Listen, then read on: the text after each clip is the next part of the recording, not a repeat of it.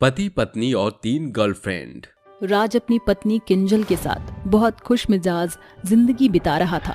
ऐसे ही एक सुबह जब वो सो रहा था तो उसकी पत्नी चाय लाकर उसे प्यार से जगाती है। राज, सुबह हो गई है, उठ जाओ, चलो तुम्हारी बेड टी भी लाई हूँ मैं। नहीं, अभी मुझे और नींद आ रही है, सोने दो। अच्छा, अभी तुम्हारी सारी नींद भाग जाएगी। ऐसा कहकर किंजल उसकी एक उंगली को चाय के कप में डुबो देती है, जिससे उसका हाथ जलता है और चिल्लाते हुए वो उठ जाता है। अरे राम, मर गया रे किंजल, ये तुम क्या करती हो सुबह सुबह मेरे साथ? जानू, तुम्हें प्यार से जगा रही थी, तुम उठे ही नहीं, इसलिए सोचा ये तरीका अपनाओ, और ये बहुत जल्दी वर्क करता है। अरे मेरी माँ, मैं उठ गया, आ रहा हूँ नहाकर। राज ऐसा कहकर उठकर रेडी होता है और कहता है, इस घर की दाल से मैं बहुत बोर हो गया हूँ। अच्छा हुआ जो मैंने अलग से बिरयानी भी पका रखी है, आज बिरयानी खाने जाऊंगा, जल्दी से तैयार होकर निकल जाता हूँ। तभी राज का फोन बजता है, जिस पर मोनिका नाम की लड़की का कॉल आता है। बेबी, तुम कब आओगे? मैं वेट कर रही हूँ। जानते हो ना, आज तुम्हें मुझे कैंडल लाइट डिनर और शॉपिंग पर ले जाना है। I miss you. Don't worry baby, मैं भी बस तुम्हें ही याद कर रहा था। मैं आता हूँ थोड़ी देर में। कॉल कट करके वह अपनी पत्नी के साथ नाश्ता करता है और बोलता है, अच्छा, आज मुझे ऑफिस के लिए बहुत लेट हो रहा है, मैं जा रहा हूँ, ओके? अरे क्या लेट हो रहा है? तुम ये बात तो ऐसे कर रहे हो जैसे अपनी कंपनी में चपरासी की नौकरी करते हो। अरे तुम मालिक हो, आराम से जाओ, आराम से खाओ। हाँ पता है मुझे किंजल, पर मैं मालिक हूँ, इसलिए मुझे सभी एम्प्लॉयज को देखना भी होता है, और मीटिंग भी तो है। ओके, ये लो अपना टिफिन ले जाओ। मुझे नहीं खाना। क्या बोला तुमने? खाना नहीं खाना? ऐसा कहकर किंजल अपना रौद्र रूप दिखाती है। तभी उसकी बड़ी बड़ी गुस्सैल आंखें देखकर राज भी बिल्ली की तरह बोलता है, अब नहीं नहीं, मैंने कहा मना किया। अरे तुम तो बहुत अच्छा खाना बनाती हो, मैं जरूर खाऊंगा, टिफिन भी ले जा रहा हूँ, बाय। ऐसा कहकर राज अपनी कार में बैठ जाता है और आगे जाकर मोनिका को पिक करता है और उसे मॉल ले जाता है। तभी मोनिका कहती है, ओ जानो माय स्वीट हार्ट, आखिर तुम आ ही गए। आज मुझे वो वाली ड्रेस दिलाओगे ना जो मैंने तुमसे मांगी थी? ऑफ कोर्स मोनिका डार्लिंग, भला ये भी कोई कहने की बात है? वैसे आज तुम बहुत गॉर्जियस लग रही हो। सिर्फ आज? अरे नहीं बाबा, और दिन से भी ज्यादा आज ब्यूटीफुल लग रही हो, हमेशा भी लगती हो। तभी वो उसका हाथ पकड़कर मॉल में जाता है और उसे ढेर सारी शॉपिंग करवाता है। राज, ये जीन्स टॉप मुझ पर कैसा लग रहा है? I love this red colour, but ये 5000 का है। व्हाट? ये इतना छोटा सा टॉप 5000 का? इतना महंगा? इतने में तो किंजल मेरे पूरे घर का राशन ले आती थी, और ये टॉप मांग रही है। राज, क्या तुम मेरे लिए इतना नहीं कर सकते? लगता है तुम मुझसे प्यार ही नहीं करते हो। अरे मोनिका बेबी, ऐसा कुछ नहीं है, आई लव यू जानू। तुम्हें ये टॉप चाहिए ना, ले लो। अरे मैं बहुत पैसे वाला हूँ, एमबीडी कंपनी का मालिक हूँ। ओह, थैंक यू सो मच राज। खुशी से उछलकर मोनिका फ्लाइंग किस करती है, जिससे राज के दिल में और तोते उड़ने लगते हैं। तभी वो उसे वो टॉप दिला देता है और फिर दोनों साथ में लंच करते हैं। तभी टेबल के पीछे बैठी हुई टीना नाम की लड़की उसे दिखती है और वो मेन्यू से अपना मुंह छुपाने लगता है। क्या टीना यहाँ पर कैसे आ सकती है? मुझे निकलना होगा, फिर मोनिका के साथ देख लिया तो गड़बड़ हो जाएगी। मोनिका, हमें कहीं और जाना चाहिए, मुझे लगता है यहाँ का खाना अच्छा नहीं है। अरे तुम ऐसे क्यों कर रहे हो? सालों से हम यहीं पर खाना खाते हैं, आज तुम्हें बेकार लग रहा है? तभी राज की एक झलक देख टीना कहती है, अरे ये तो राज लग रहा है, सुबह मैंने पूछा था तो बोला ऑफिस में है, दोबारा कॉल करती हूँ। तभी टीना राज को कॉल करती है और उसका फोन बजने लग जाता है और मोनिका के सामने वो फोन उठाता नहीं है और बहाने बनाकर बोलता है, मोनिका, मुझे बहुत जोर से वॉशरूम आ रहा है, मुझे जाना होगा। अरे पर कुछ ऑर्डर तो करने दो, मेन्यू कहाँ लेकर जा रहे हो? राज मोनिका की बातों को नजरअंदाज करके मेन्यू लेकर वॉशरूम में चला जाता है और टीना से बात करता है। हाँ हाँ बोलो टीना, क्या कह रही हो? कहाँ हो तुम? हाँ, मैं तो यही हूँ, ऑफिस में, और कहाँ रहूंगा। अच्छा, मेरी मीटिंग स्टार्ट होने वाली है, मैं बाद में बात करूंगा। ठीक है। शुक्र है बच गया। ऐसा बोलकर राज पीछे के गेट से रेस्टोरेंट से बाहर निकल जाता है और कॉल करके मोनिका को कहीं और ले जाता है। अभी भी नहीं समझे आप? दरअसल राज ने शादीशुदा होने के बावजूद भी अपने पैसे के घमंड पर 3 गर्लफ्रेंड बनाई हैं। 2 से तो आप मिल चुके हैं, तीसरी आयशा के पास चलते हैं जो कि उसके ऑफिस में थी। राज मोनिका के साथ बैठा था कि आयशा का कॉल आता है और कहता है, हाँ बोलो। ऐसी क्यों बात कर रही हो? ऑफिस कब आओगे? मैं तुम्हारी राह देख रही हूँ कब से। अरे आता हूँ, वेट करो मोनिका, मुझे ऑफिस के लिए निकलना होगा। ऐसा बोलकर वो निकल जाता है और ऑफिस पहुंच जाता है, जहाँ केबिन में आते ही आयशा उसके गले पड़ जाती है। जान, तुम कहाँ रह गए थे? अरे ये तुम क्या कर रही हो? ऑफिस का कोई हमें देख लेगा, दूर हटो। राज, यहाँ कोई नहीं देखेगा। तुमने कहा था कि मुझे सैलरी के बाद iPhone 14 दिलाओगे, तो चलो ना। अच्छा ठीक है, शाम को। ओके जान। इस तरह से वो तीनों के साथ रहता है। तीनों गर्लफ्रेंड पैसे के लिए ही उस पर मरती थी, जिन पर वो बहुत खर्चा करता था। 2 लाख रुपए वो तीनों गर्लफ्रेंड पर उड़ाता था, लेकिन अचानक ही उसके बिजनेस में घाटा होता है, जिससे सारे शेयर्स गिर जाते हैं और उसका पैसा डूब जाता है। पैसा डूबने पर उसकी एक गर्लफ्रेंड उसे छोड़कर चली जाती है। इस बात से वह डिप्रेशन में आ जाता है और बीमार पड़ जाता है। तभी एक दिन कमरे में खुद से कहता है, ये क्या हो गया? पलक झपकते ही मैं राजा से कंगाल हो गया। आज मेरे खुद के घर में खाने को नहीं है और कल तक मैं 3 गर्लफ्रेंड पर पैसे उड़ाता था। मैं मोनिका को कॉल करता हूँ, वो मुझे थोड़ी मदद जरूर कर देगी। ये बोलकर राज मोनिका को कॉल करता है, लेकिन वो कॉल नहीं उठाती। इसके बाद वह टीना को भी कॉल करता है, वो भी नहीं उठाती। फिर आयशा को कॉल करता है तो वो कहती है, क्या है, क्यों कॉल किया है तुमने मुझे? आयशा, मेरी तबीयत ठीक नहीं है, मुझे पैसों की जरूरत है। क्या तुम दे सकती हो? मैं तुम्हें वापस कर दूंगा। क्या बोला तुमने? तुम पैसे वापस करोगे? जो अपनी पूरी कंपनी को डुबाकर कंगाल करके बैठा है, वो क्या मुझे पैसे देगा? मुझे कोई पैसा नहीं देना। आयशा, तुम ऐसे कैसे बोल सकती हो? मुझे भूल गई वो दिन जब मैं तुम पर लाखों रुपए उड़ाता था। तो जो शादीशुदा होकर एक्स्ट्रा मैरिटल अफेयर करा था, उसका क्या? इसलिए तो पैसे खर्च करते थे। फिर कभी मुझे कॉल करने की कोशिश मत करना। आयशा, आयशा मेरी बात सुनो। कॉल काट दिया। ये मेरे कर्मों का ही फल है जो मैं इस वक्त भुगत रहा हूँ। मुझे किंजल के साथ ऐसा व्यवहार नहीं करना चाहिए था। राज की ये सारी बात किंजल सुनकर कहती है, ठीक बोला राज तुमने। तुम्हारे कर्मों का फल है जो तुमने मेरे साथ किया, मुझे धोखा दिया। क्या मैं तुम्हें प्यार नहीं करती थी जो तुम्हें 3 लड़कियों का सहारा लेना पड़ा? तुम्हें कंगाल बनाकर चली गई। अगर आज वो पैसे तुम बचा कर रखते तो हमारे बच्चे हमारे बुरे वक्त में काम आते, पर तुमने तो समझना मुनासिब नहीं समझा। किंजल, तुमने सब सुन लिया।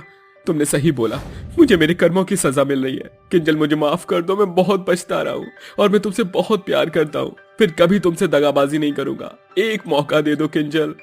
ठीक है, याद रखना, फिर कभी धोखा दिया तो हमेशा के लिए छोड़कर चली जाऊंगी। तुम्हारी पत्नी हूँ, तुमसे बहुत प्यार करती हूँ, इसलिए तुम्हें इस हालत में छोड़कर जाना मेरे लिए बहुत मुश्किल है। ऐसा कहकर दोनों पति पत्नी एक दूसरे के गले लग जाते हैं।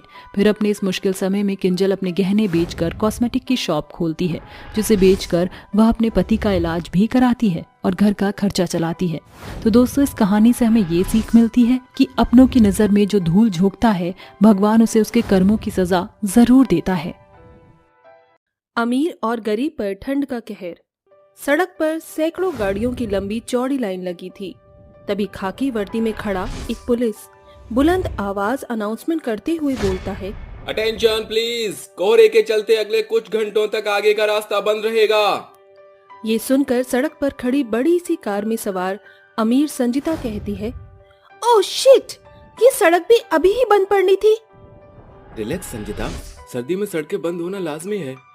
सड़क के किनारे ठंड में ठिठुरता हुआ एक गरीब बुढ़ा भुट्टे बेचने के लिए आवाज लगा रहा था। सर्दियों का बेनजीर गर्मा गर्म भुट्टे खा लो। आओ भाई, गर्मा गर्म भुट्टे खाओ भैया। अरे सर्दियों को दूर भगाओ। ओफो, ये गए गुजरे गरीब इतने जोर शोर से चिल्लाकर आखिर जताना क्या चाहते हैं? ऐसे चीखने से भुट्टे खरीदने के लिए भीड़ तो नहीं उमड़ जाएगी। मम्मी, डैडी, मैं और देर कार में नहीं बैठ सकता, मैं बोर हो रहा हूँ। हाँ शेखर, मुझे भी सफोकेशन हो रहा है। डैडी मुझे स्वीट कॉर्न खाना है, चलो ना। Okay my son, let's go. गाड़ी से उतरकर तीनों उस गरीब बुढ़े भुट्टे वाले के ठेले पर जाते हैं। अरे ओ बुढ़ाऊ, चल जल्दी से मेरे बेटे को स्वीट कॉर्न दे। अरे शेखर, इस गवार गरीब बुढ़े को स्वीट कॉर्न का मीनिंग भी मालूम नहीं होगा। भुट्टा बोलोगे तो बात बनेगी। अरे ओ बुढ़ाऊ, अब बुद्ध बने खड़ा देख क्या रहा है, फटाफट हाथ चला। उस बुढ़े अधेड़ शख्स के पास सर्दी से खुद के बचाव का कोई संसाधन मौजूद नहीं था, जिस मारे वो कोहरे का कहर झेलता हुआ भुट्टे सेक कर रोनित की ओर बढ़ाते हुए कहता है, ये लो बेटा। क्या कहा तूने? बेटा? तो जैसे गरीब ज्यादा दाम कमाने के लिए बेफजूल की दावेदारी डालते हो ताकि हम जैसे रईस लोगों को लूट सको। अरे अरे नहीं नहीं बेटा, तुम मुझे गलत समझ रहे हो। बस करिए ड्रामा और पकड़िए 5 रुपए। अरे बेटा, ये मकई का दाना बहुत महंगा खरीद पड़ा है। एक भुट्टे का दाम 10 रुपए है, 5 रुपए और दे दो। अरे 5 ही क्यों बुढ़ाओ, तू बोल तो 50 रुपए दे देते हैं। अरे जरा जात तो देख अपने बेढंगे भुट्टो की। एक तो स्वीट कॉर्न भी सफाई के साथ नहीं बनाया और तेरे 2 कौड़ी के भुट्टे के लिए कोई नहीं देगा तुझे 10 रुपए, और अब तुझे 5 रुपए भी नहीं मिलने वाले। एक तो बिना परमिट के यहाँ खड़ा है, अगर अभी पुलिस को पता चल गया तो तेरी खटिया खड़ी कर देंगे। संजीता और शेखर अपनी रईसी का रौब झाड़कर गाड़ी में बैठ जाते हैं और वो बुढ़ा बिलखते हुए कहता है, कहाँ मैं गरीब बूढ़ा सर्दी के कहर को झेलकर 4 पैसे कमाने के लिए खड़ा हूँ, मगर मुनाफे की बजाय घाटा भोगना पड़ा। ये ऊंची इमारतों में रहने वाले रईस लोग हम गरीबों को रौंदते रहते हैं। इस तरह बेचारे उस गरीब को मुनाफे की जगह घाटे की मार झेलनी पड़ती है। हर एक सेकंड के साथ सर्दी का तापमान तेजी से गिरता चला जाता है। तभी चिंकी नाम की एक गरीब लड़की 12 साल के लड़के युग के साथ उनका शीशा खटखटाती है। साहब शीशा खोलो ना, मुझ गरीब पर तरस खाओ, कुछ पैसे देकर हम बेसहारा बच्चों की मदद करो ताकि सर्दी के कहर से बचने के लिए एक आधा कंबल खरीद सके। गुस्से में गुर्राती हुई संजीता शीशा नीचे करके चिंकी पर चिल्लाती है, तुम 2 कौड़ी के गए गुजरे गरीबों को एक बार में समझ नहीं आता? मैं तो भूल ही गई थी, तुम भूखे भिखारी को हाथ फैलाने के सिवाय कुछ नहीं आता। अचानक चिंकी के पीछे से एक चेहरा संजीता के सामने आता है। मेरी दीदी को मत डांटो आंटी। उस गरीब बच्चे को देखकर संजीता की हवाइयां गुल हो जाती हैं। वो बच्चा ठंड से थर थर कांप रहा था। वो झटपट से गाड़ी से नीचे आकर उस गरीब बच्चे को गले से लगाती है। कुछ पल पहले जो औरत गरीबों पर सिर्फ गुस्सा उतार रही थी, वो फूट फूट कर रोते बिलखते हुए बोलती है, युग मेरा बेटा कहाँ चला गया था तू? ए लड़की यही रुक और ये बता कि कहाँ से चुराया था? शेखर, हम इसे ऐसे नहीं जाने देंगे। जरूर इन गरीबों का कोई बड़ा गैंग है जो बच्चों को सर्दी के कोहरे में किडनैप करता है। चल लेकर चल हमें। संजीता युग को लेकर चिंकी के साथ चलने लगती है। चिंकी एक कैंप के पास आकर रुक जाती है। सैकड़ों गरीब अपने टेंट के आगे आग जलाकर टाट ओढ़े बैठे थे। तभी चिंकी अपने माता पिता अधीरा और चंपा को सब कुछ बताती है। तुम दोनों को मैंने पहले भी कहीं देखा है। हाँ, तुम तो वही गरीब हो ना जिसे सड़क पर मेरी गाड़ी टकराई थी। मेरे बच्चे को किडनैप करके तुमने इसे ठंड के कोहरे में ऐसी मैली कुचली जगह में रखा। मेरे बेटे को लग्जरी लाइफ की आदत थी। तुम गरीब के कारण मेरा बच्चा इतने वक्त से सर्दी का कहर काट रहा था।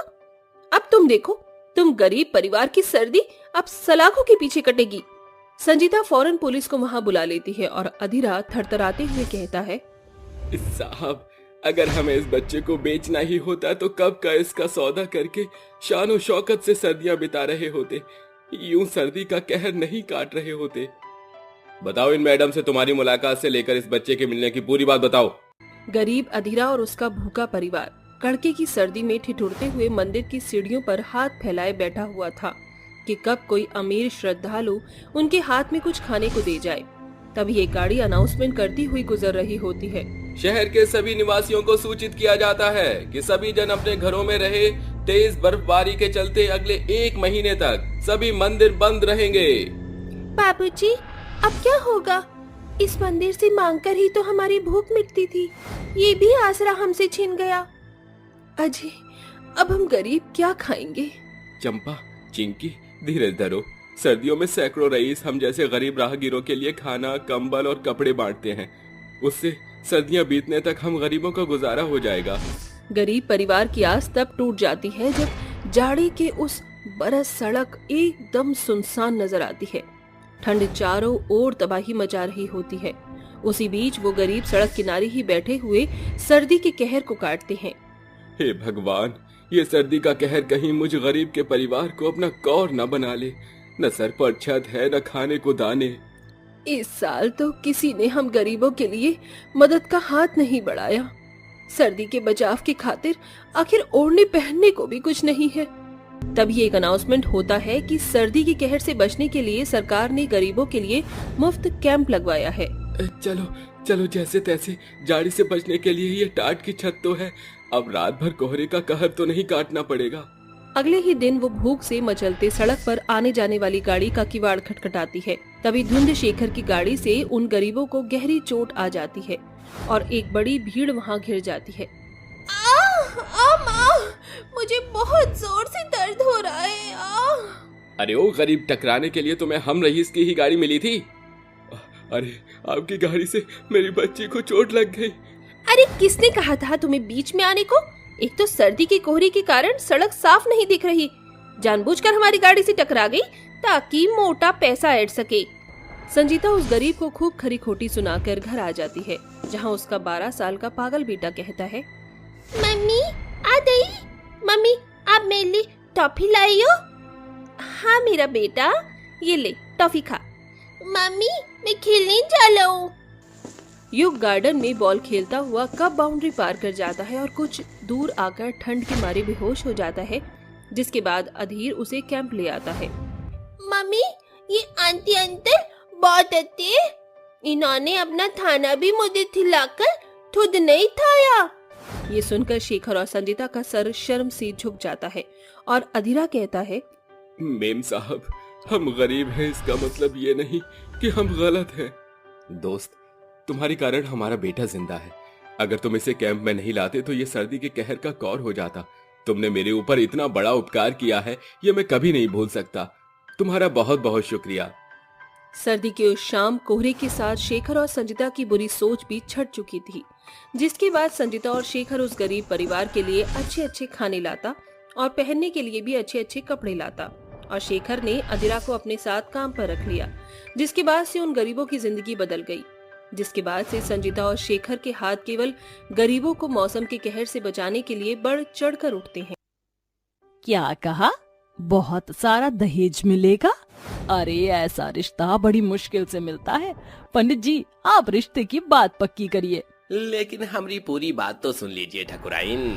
ये रिश्ते माँ एक दिक्कत आवत है। कैसी दिक्कत? ये 5 लड़की खाते पीते घर से है, इसलिए खा खा के मोटी हो गई हैं। अरे पंडित जी तुम उन लड़कियों के मोटापो को छोड़ो और मेरे 5 बेटों की शादी उन 5 लड़कियों से करवा दो।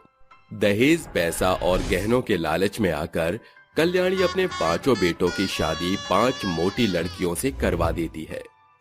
उन 5 के गृह प्रवेश वाले दिन। अरे आ जाओ, कहीं तुम्हारे गृह प्रवेश की वजह से मेरे घर की चौखट टूट ना जाए। अरे कल्याणी बहन कहाँ से लेकर आई हो इन 5 सांडों को? देखो तो सही, खा खा कर कितनी मोटी हो रखी हैं। अरे मोटी हैं तो क्या हुआ, घर का काम करेंगी तो अपने आप पतली हो जाएंगी। कल्याणी के सभी मेहमान उसकी 5 बहुओं के ऊपर हंसने लगते हैं। अगले दिन जैसे ही सवेरा होता है, वो 5 बहनें अपने कमरे में सो रही होती हैं। अरे रीना, मीना, सीना, मोना, उमा कहाँ हो तुम सब? कल्याणी के कई बार आवाज देने के बाद भी उन 5 के कानों पर जूं भी नहीं रेंगती, जिसके बाद कल्याणी एक एक करके 5 के कमरे में जाती है। अरे देखो तो सही कैसे कुंभकर्ण की तरह सो रही है। इन्हें तो घर के काम की कोई परवाह ही नहीं है। अभी बताती हूँ इन्हें। कल्याणी रीना का हाथ पकड़कर उसे उठाने की कोशिश करती है, लेकिन वो गहरी नींद में सो रही थी। ऐसे ही वो एक एक करके सबके पास जाती है और सबको उठाने की कोशिश करती है। हे ऊपर वाले, मेरी बहुएं तो किसी सांड से कम नहीं है। अरे मुझसे तो आधा इंच भी हिल नहीं पाई। अब मुझे घर का काम और नाश्ता बनाना होगा। कल्याणी घर का काम करके नाश्ते की तैयारी करने में लग जाती है। तभी उसकी 5 बहू उसके पूरे काम होने पर नींद से जागती हैं और उसके पास आती हैं। अरे वाह क्या बात है, इस घर के सभी नौकर तो बड़े ही काम में तेज हैं। हाँ हाँ सही कहती हो, देखो कितनी अच्छी सफाई की है। अरे मुझे तो बहुत जोरों से भूख लगी है, चलो देखते हैं नाश्ते में क्या है। जैसे ही वे 5 रसोई में जाती हैं, रसोई में कल्याणी नाश्ता बना रही होती है। अरे ये क्या माँ जी, आप खाना क्यों बना रही हो? घर के नौकर कहाँ हैं? मुझे तो लगा कि यहाँ सारा काम नौकरों ने किया है।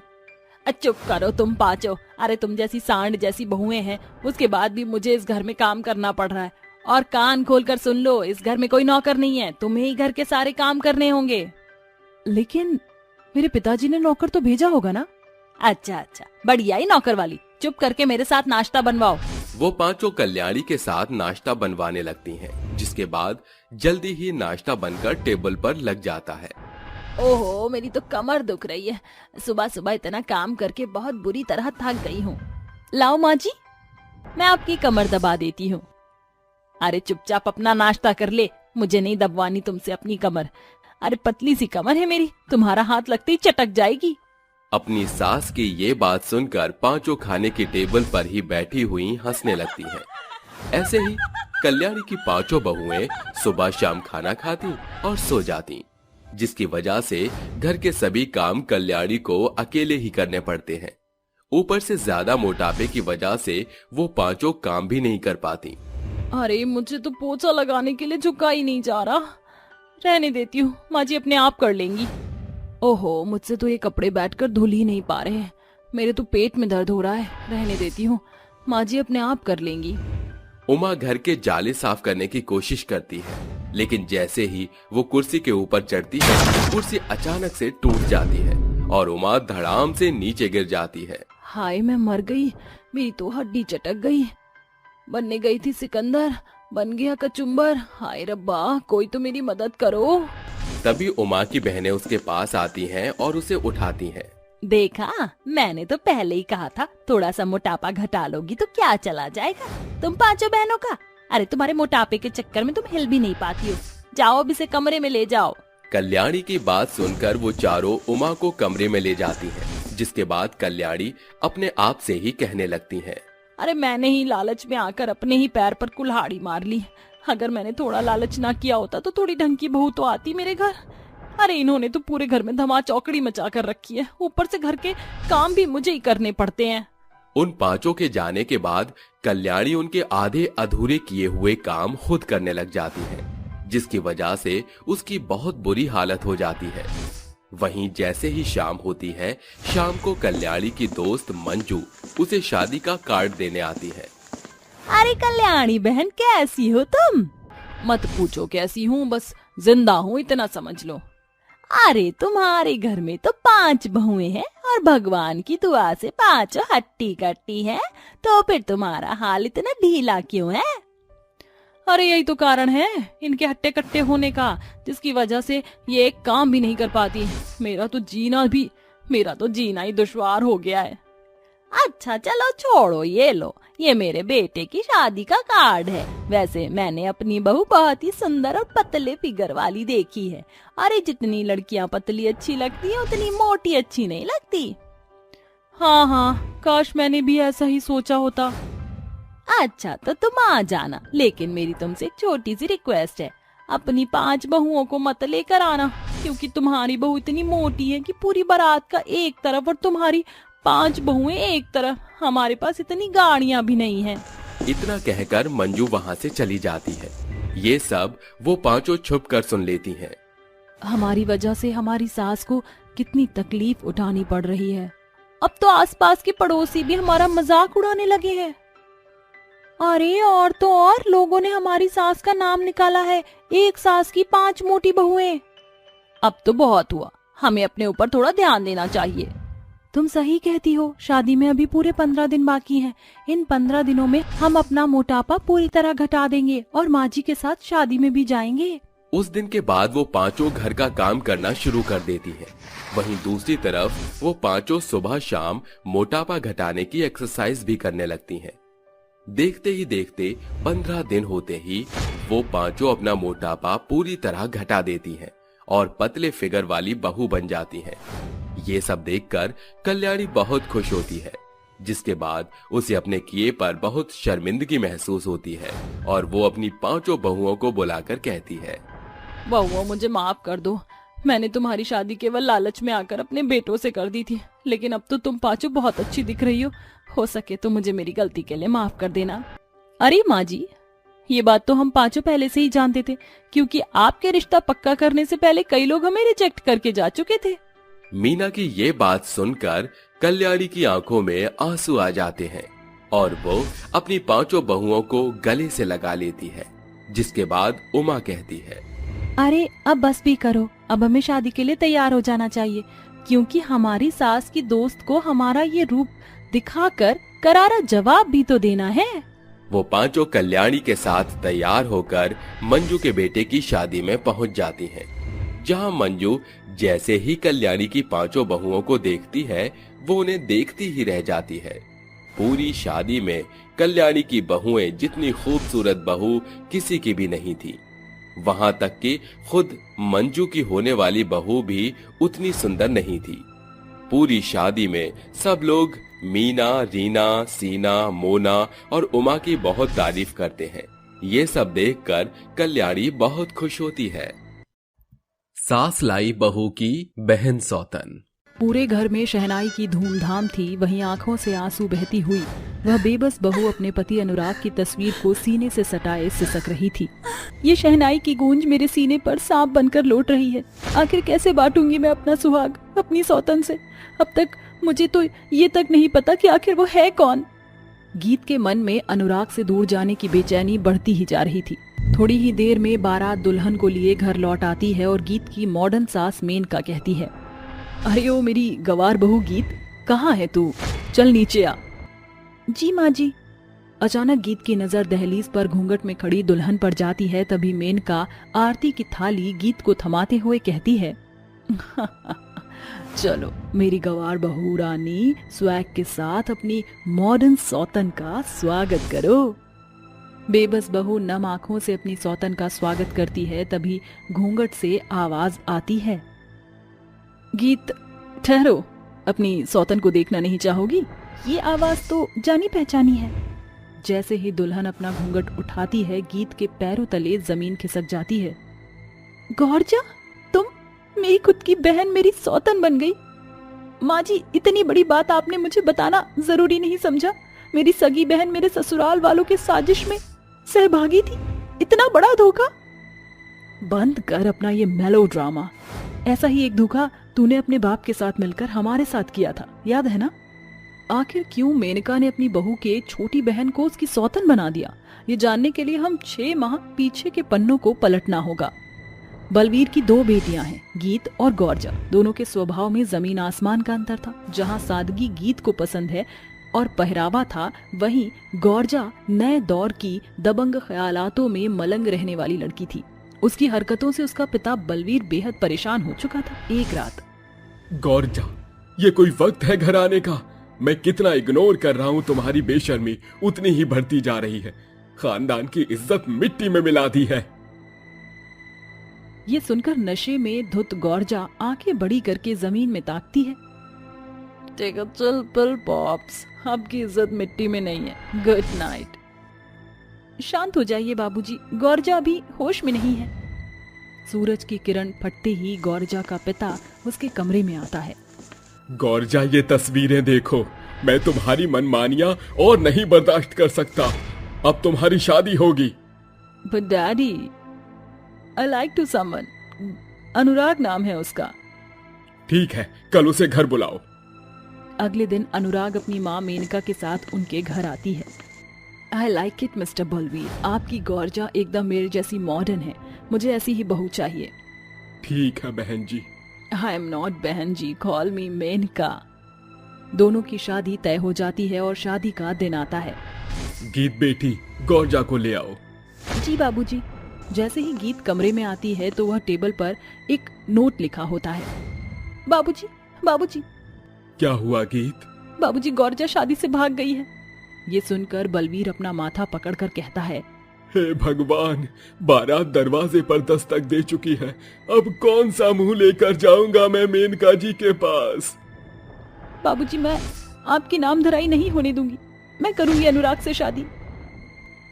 माँ जी, द्वेष में आकर आपने मुझ बेचारी बहू की बहन को मेरी सौतन बना दिया। गौरजा को शादी का बंधन बोझ लग रहा था, इसलिए वह दोनों दहलीजों की इज्जत रौंद कर भाग गई थी। इसलिए मजबूरन मुझे आपके नाम का सिंदूर अपनी मांग में सजाना पड़ा, वरना ये जिल्लत भरी जिंदगी मैं नहीं जीती। अनुराग, तू इस गवार की चिकनी चुपड़ी गुत्थी में मत उलझना, ये बहुत चतुर चालाक है। अनुराग, कहाँ खो गए? चलो। गौरजा उसकी बाह थाम कर उसे कमरे में ले जाती है। तभी मेनका कहती है, मेरी गवार बहू, तुझे क्या इनविटेशन कार्ड दूं जाकर? जल्दी से मेरे बेटे बहू का बेडरूम सजा। गीत फूलों की टोकरी लेकर कमरे में आकर कमरा सजाते हुए फूट फूट कर रोते हुए कहती है, हे भगवान, कैसी अभागन सुहागन हूँ मैं, जो ना चाहते हुए भी अपनी ही सौतन की सेज सजा रही हूँ। विधि लिखने वाले विधाता, मेरे साथ ये खेल क्यों? कैसे बांटूं मैं अपनी ही बहन के साथ अपना सिंदूर?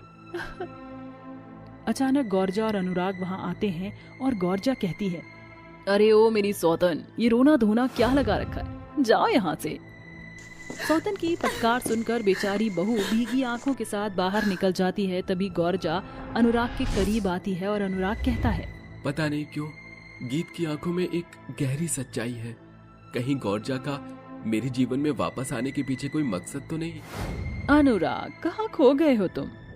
लीव मी गौरजा, मुझे नींद आ रही है। अनुराग बहानेबाजी करके सो जाता है। अगली सुबह, गुड मॉर्निंग सासू मॉम। गुड मॉर्निंग बहू, किचन में क्यों जा रही हो? तुम्हें ये सब करने की जरूरत नहीं है, तुम्हारी बहन है ना, तुम बस अपनी बॉडी पर फोकस करो। अरे ओ मेरी रिजेक्टेड बहू, जल्दी से यहाँ। जी माँ जी, जल्दी से मेरे लिए ब्लैक कॉफी बना लाओ। बहू, तुम भी इस बाई को ऑर्डर दे दो। Lipton green tea. कुछ देर बाद, ये लीजिए माँ जी, गौरजा तुम भी ले लो। जैसे ही गौरजा एक घूंट पीती है, गीत को नीचा दिखाते हुए कहती है, याक, ये क्या बनाया है? मैंने तो एकदम वैसे ही ग्रीन टी बनाया है जो तुम हमेशा से पीती आई हो। फिर जानबूझकर माँ जी के सामने बकेड़ा क्यों खड़ा कर रही हो? मैं तुम्हारे बुरे मंसूबों को बखूबी समझती हूँ, बूझती हूँ, क्योंकि सौतन से पहले हमारे बीच सगी बहनों का नाता है। गुस्से से तिलमिलाई गौरजा गीत को जोरदार चांटा मारकर उस पर चिल्ला पड़ती है, हाउ डेयर यू गीत!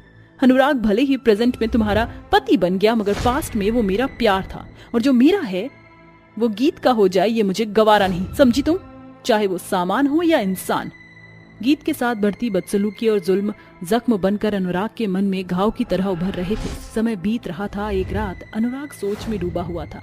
तभी गौरजा के फोन पर निवान नाम के एक शख्स का फोन आता है। इतनी रात को कौन हो सकता है? अनुराग झट से कॉल उठाता है। तभी नवीन की बात सुनकर अनुराग गुस्से से झुंझला उठता है। हे गौरजा डार्लिंग, मेरी बात गौर से सुनो। जितना जल्दी हो सके अपने सो कॉल्ड सास और पति से प्रॉपर्टी के पेपर साइन करवा लो, फिर हम दोनों सारा पैसा लेकर दूर निकल जाएंगे। अनुराग बल की बजाय बुद्धि का इस्तेमाल करके कॉल रिकॉर्ड करता है और अगली सुबह गौरजा का भांडा फूट जाता है, जिसे सुनकर मेनका उसे थप्पड़ मारती हुई कहती है, हाउ डेयर यू! तुमने तो कहा था कि तुम्हारी बहन ने तुम्हारे साथ धोखा किया, तुम्हें चीट किया। अब पता चला कि तुम वापस मेरे बेटे के प्यार के लिए नहीं बल्कि प्रॉपर्टी के लिए आई थी। ग्रेट, अब तुम्हें सच पता चल गया है तो वही सही। अगर मेरा बाप मुझे पैसे दे देता तो मुझे ये सो कॉल्ड शादी नहीं करनी पड़ती। अरे घर से भागकर ऐसी कौन सी भूल कर दी मैंने कि मेरे बाप ने मुझे बेदखल कर दिया। तब मुझे अनुराग याद आया और मैंने 6 महीने बाद भी जब इसे अपने प्यार में पागल देखा तो मैं अपनी बहन की सौतन बन गई, सिर्फ पैसे के लिए। ये जानकर गीत उसे एक थप्पड़ मारती हुई कहती है, चंद पैसे के लिए तूने शादी के पवित्र रिश्ते को दाग दाग कर दिया। जिस दिन तुझे इस मंगलसूत्र की मोतियों का मोल पता चलेगा बहुत देर हो चुकी होगी गौरजा। देर तो हो गई है बहू गौरजा को गिरफ्तार करने में। गीत, अपने पति को माफ कर दो। मैं ये भूल गया था कि एक भली पत्नी का मोल मूंगों से बढ़कर होता है। बावजूद इसके मैं गलत राह का मुसाफिर बन गया था। अनुराग जी, ऐसा करके आप मुझे पाप का भागीदार मत बनाइए। गौरजा को उसके किए की सजा में सलाखें नसीब होती हैं और वहीं अब मॉडर्न मेनका को भी बहू का मोल समझ आ जाता है। आज उस बेबस बहू को उसके पति का हक और प्यार मिल चुका है। गोरी बहू की काली किस्मत। सलोनी एक गोरी चिट्ठी, पढ़ी लिखी सुंदर लड़की थी। उसकी माँ जानकी ने बिना अपनी बेटी की मंजूरी के नमन नाम के सरकारी नौकरी वाले लड़के से शादी तय कर दी और उसकी फोटो देखकर सलोनी बम की तरह फटते हुए कहती है, माँ, ये क्या है? इतना गंदा मजाक तो मत करो मेरे साथ। इसे देखें और मुझे देखिए, कहाँ से लगता है कि हम दोनों पति पत्नी भी हो सकते हैं? बेटा, मैंने सब सोच समझ कर ही तेरी शादी तय की है और शादी तोड़ने के बारे में तो सोचना भी मत। नमन बहुत अच्छा लड़का है। अरे तू दोनों हाथ से पैसा उड़ाएगी? नहीं माँ, मुझे उससे शादी नहीं करनी। मैं ईद का चांद हूँ और वो काली अमावस की रात। देख सलोनी, लड़का अच्छे घर का है और तेरी शादी होगी। सलोनी अपनी माँ की एक बात नहीं सुनती और अपने कमरे में बंद हो जाती है। 2 दिन बीत जाते हैं। उसकी माँ उसे खूब समझाती है और आखिर में उसकी शादी ना चाहते हुए भी नमन से हो जाती है। तभी रात में जब सलोनी घूंघट करके बैठी थी तो नमन उसके करीब आता है। ये देखकर सलोनी खुद घूंघट उठाकर बोलती है, देखिए, मैं आपकी गलतफहमी को आज ही दूर कर देती हूँ। मेरी मर्जी से ये शादी नहीं हुई है। मैंने अपनी मम्मी पापा की खातिर शादी की है। आप जैसे लड़के से शादी करने का मैंने कभी सोचा ही नहीं था। 16 सोमवार के व्रत रखे थे मैंने शिव जी के इतने मन से, और मिला क्या मुझे? आप जैसा काला पति। सलोनी जी, मैं नहीं जानता कि आप पर शादी करने का दबाव है। दूसरी बात, आपको मेरे कालेपन से दिक्कत है, लेकिन एक बार मुझ पर भरोसा करिए, मैं आपको बहुत खुश रखूंगा। आपकी बहुत इज्जत करता हूँ। इंसान को सूरत से नहीं, सीरत से देखना चाहिए। जो भी हो, मैं आपके साथ इस वक्त पति पत्नी की तरह रहने के लिए तैयार नहीं हूँ। मुझे समय दीजिए। जैसे आपकी मर्जी, लेकिन आप मेरे साथ दोस्त की तरह तो रह सकते हैं ना? मुझे एक मौका दीजिए। ठीक है। ये कहकर दोनों अलग अलग सो जाते हैं। अगले दिन सलोनी तैयार होकर अपनी सास अंजना के पैर छूती है। जीती रह बहू। अच्छा बहू, तू थोड़े गहने वहने पहनकर तैयार हो जा। वो क्या है ना, तेरी मुंह दिखाई की रस्म रखी है मैंने। जी माँ जी, मैं होती हूँ तैयार। कुछ देर बाद सलोनी तैयार होकर घूंघट करके हॉल में आकर बैठ जाती है। तभी पड़ोसन माया कहती है, अरे बहू, तूने बड़ा इंतजार करवा दिया। तभी माया उसका घूंघट उठाती है, जिसे देखकर वो शगुन देकर बोलती है, हाय रब्बा अंजना, बहुत बहुत सोनी बहू लाई है। अरे पूरी रसमलाई जैसी गोरी चिट्टी है। ऐसी बहू तुझे कहाँ से मिल गई? बस मिल गई। बड़ी सुंदर है मेरी बहू वैसे। वो सब तो ठीक है, पर तेरे काले जैसे बेटे के साथ तेरी सलोनी बहू कैसी रहेगी? मुझे तो समझ नहीं आ रहा कि बहू तो उससे शादी करने के लिए तैयार कैसे हो गई। अब इन्हें क्या बताऊं कि मेरी नामंजूरी से शादी हुई है, लेकिन मेरी किस्मत में ये काला दाग आ गया। कल्याणी, तेरी हिम्मत कैसे हुई इस तरह से बोलने की? मेरा बेटा किसी से कम नहीं है, सरकारी नौकरी है उस पर। ओहो, अब समझी। बहू, कहीं पैसों के लिए तो तूने नमन से शादी नहीं की? आंटी, आपकी हिम्मत कैसे हुई इस तरीके से बोलने की? मैंने पैसों के लिए शादी नहीं की। तो ऐसी छोटी सोच वाली बातें आप अपने छोटे से दिमाग में रखें। गोरा होने का भी कोई फायदा नहीं जब किस्मत में काला पति ही मिलना हो। इसे कहते हैं गोरी बहू की काली किस्मत। तू गोरी है, कम से कम मैं तुझ पर 2000 का नोट तो न्यौछावर कर ही सकती हूँ। उन दोनों की ये बदतमीजी देखकर उन्हें घर से रफा दफा कर देती है। तभी अंजना कहती है, बहू, तो इनकी बात का बुरा मत मानना। हाँ माँ जी, मैं क्यों बुरा मानूंगी? मुझे तो बुरा लगता ही नहीं है ना। ताना देकर सलोनी अपने कमरे में चली जाती है। शाम को नमन ऑफिस से आकर उससे कहता है, सलोनी जी, शादी के बाद मैंने आपको कुछ तोहफा नहीं दिए, इसलिए चॉकलेट लाया हूँ। दूसरा, हम दोनों एक दूसरे को ज्यादा जानते नहीं हैं, इसलिए मैं आपको अपने साथ डिनर पर ले जाना चाहता हूँ। मैंने आपको कल रात सब कुछ कह दिया था ना, फिर भी आप मेरी बात समझते क्यों नहीं है? I am not comfortable with you. Saloni ji, मैंने आपसे एक मौका मांगा था। प्लीज प्लीज चल लीजिए सलोनी जी। अच्छा ठीक है, मैं चलती हूँ। दीजिए अब चॉकलेट। सलोनी उससे चॉकलेट ले लेती है। नमन मन में बोलता है, सलोनी बाहर से सख्त होने की कोशिश करती है, लेकिन अंदर से वो बिल्कुल नरम है। मैं जानता हूँ, एक दिन आप मुझे अपना ही लोगी। कुछ देर बाद दोनों एक रिजॉर्ट में पहुंच जाते हैं, जहां दोनों कैंडल लाइट डिनर करते हैं। तभी उन्हें देखकर साथ वाली टेबल वाले कहते हैं, अरे जरा इन दोनों की जोड़ी तो देखो। वाइफ इतनी गोरी है पर पति काला सा। हाँ, तुमने बिल्कुल ठीक कहा। जरूर पति सरकारी नौकरी वाला होगा, इसीलिए दोनों की शादी हो गई। हाँ, आजकल तो दुनिया में यही सब हो रहा है। ये सारी बातें वो दोनों सुन लेते हैं और सलोनी कहती है, देखा आपने, वो दोनों हस्बैंड वाइफ किस तरीके से हमारा मजाक उड़ा रहे हैं। इसीलिए मैं आपके साथ बाहर नहीं आना चाहती थी। मुझे पता है बाहर जाएंगे तो कोई ना कोई टोकेगा ही हमें देखकर। सलोनी, दुनिया 100 बातें बोलेगी, इसका मतलब ये नहीं कि तुम लोगों की सारी बातें सुनो। इनका काम यही है।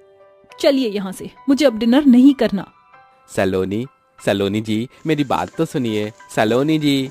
इस तरह से दोनों घर चले जाते हैं। दोनों के बीच इस बात को लेकर काफी बहस होती थी। अगर नमन सलोनी को मनाकर शॉपिंग पर ले जाया करता था, तो वहीं सब सुनने को मिलता था। वक्त बीतता है। एक दिन अंजना सत्संग में गई थी। सलोनी स्टूल पर चढ़कर रसोई की सफाई कर रही थी।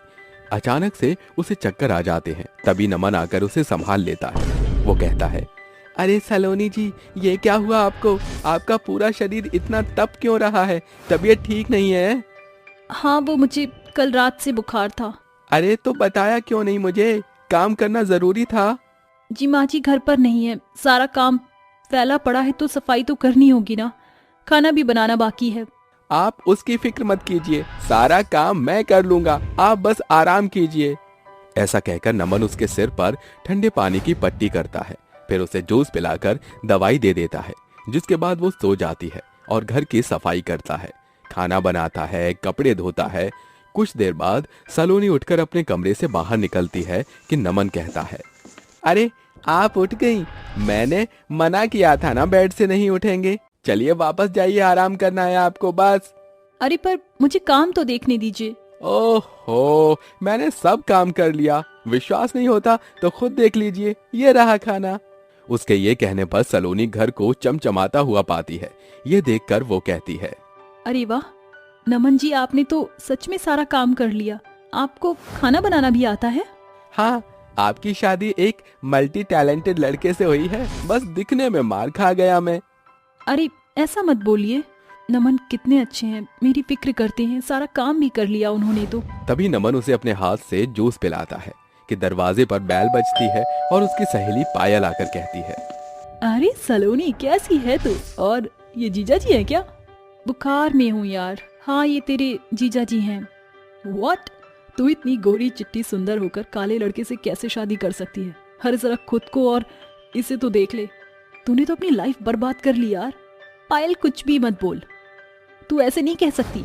अरे यार मैं तेरे भले के लिए कह रही हूँ। अरे 4 लोग तुझे क्या बोलेंगे जब तू बाहर इनके साथ जाया करेगी? 4 लोगों की तो पता है मुझे, पर तू भी ऐसे बोलेगी ये नहीं पता था। देख पायल, तू दोबारा फिर कभी नमन को इस तरह से मत कहना। ये जैसे भी हैं ये बहुत अच्छे हैं, इनका नेचर बहुत अच्छा है। चाहे सूरत कैसी भी हो लेकिन सीरत तुझसे तो अच्छी ही है। पता भी है मुझे बुखार था, इन्होंने मेरा कितना ख्याल रखा है। ऐसा पति हर किसी को नहीं मिलता। मेरी किस्मत बहुत अच्छी है। शायद ये मेरे 16 सोमवार के व्रत का ही फल है। मैंने इन्हें स्वीकार कर लिया है। नमन जी, पायल ने आपको जो भी बोला और मैंने भी आपको जो कुछ भी कहा है उसके लिए मैं आपसे माफी मांगती हूँ। सलोनी जी, मुझे अच्छा लगा आपकी ये बात सुनकर, शुक्रिया। जीजू मुझे माफ कर दीजिए। तू खुश है तो मुझे और कुछ नहीं चाहिए। अच्छा मैं चलती हूँ अब। ये कहकर पायल चली जाती है। साथ ही सलोनी अपने पति की सूरत नहीं सीरत को अपनाकर उसके साथ खुशी खुशी अपनी जिंदगी बिताती है।